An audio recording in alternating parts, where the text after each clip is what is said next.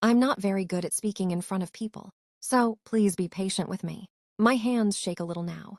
They've been doing that ever since the night my life stopped making sense. My name is Margaret Evelyn Turner. I'm 80 years old.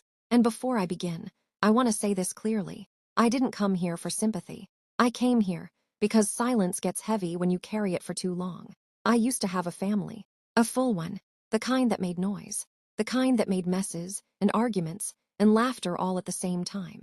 I had a husband. His name was Robert. He was the kind of man who fixed things even when they didn't need fixing.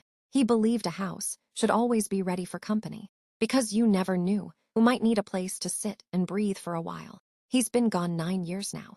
I survived that loss. Barely, but I did, because I still had my children. My daughter Emily. She was my heart walking outside my body. She called me every Sunday, even when she was busy, even when she was tired. She never forgot. My son Thomas was different, quiet in ways Emily wasn't, but brilliant, kind, and endlessly curious about how the world worked. And then there were my grandchildren. Oh God, my grandchildren. Lucas, who asked questions about everything, especially death. And Hannah, who held my hand like she was afraid I might disappear. I tell you all this because when people hear the word tragedy, they imagine a moment. But tragedy isn't a moment. It's a before and an after. The night it happened, I stayed home. That part still eats at me. Emily invited me to dinner. I remember her voice on the phone, warm, cheerful. I said no. I said I was tired. I said, another time. Please, if there's one thing you remember from my story, never assume there will be another time. I was sitting in my living room, watching an old movie. One of those ones where everything works out in the end. I must have dozed off.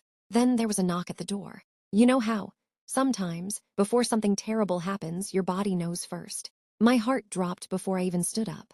2 police officers were standing on my porch. They weren't cruel. They weren't cold. But their eyes, they already knew me. They said there had been an accident. They said the roads were wet. They said a truck crossed the line. And then they said the names.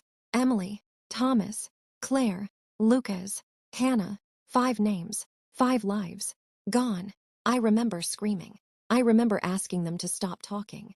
I remember thinking, this must be for someone else. But it wasn't. After that night, I didn't recognize my own home anymore.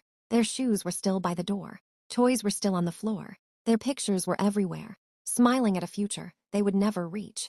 People kept telling me I was strong. I hated that word. I didn't feel strong. I felt empty, like someone had scooped me out and left the shell behind. The world kept moving. Cars drove past my house. Children played outside. The seasons changed. And I wanted to scream. How dare you move on when my world has ended? Some nights, I talk to them out loud. I still do. I told Emily I missed her voice.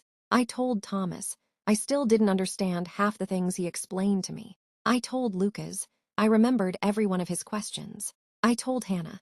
I told her I still feel her hand in mine. There were days I didn't get out of bed. Days I didn't eat. Days I wondered why I was still alive, when everyone I loved wasn't. Grief doesn't come all at once. It comes in waves. Some days you breathe. Some days you drown. But one night, months later, I broke. I sat on the floor with photo albums all around me, and I cried like I had never cried before. Not quietly, not politely. I cried because I loved them. And love doesn't vanish just because the people do. That's when I realized something important. Grief is not proof of weakness. It's proof that love existed. Now, I wake up every morning. Some days are still hard. Some days my chest hurts for no reason at all. But I keep going. I plant roses in my backyard. 5 of them. 1 for each life I lost. I talk to them when I water them. And when people ask me how I survived, I tell them the truth. I didn't survive because I was strong. I survived because love doesn't die. It just learns how to live quietly inside you. Thank you for listening to an old woman's story. That's all I wanted, to be heard.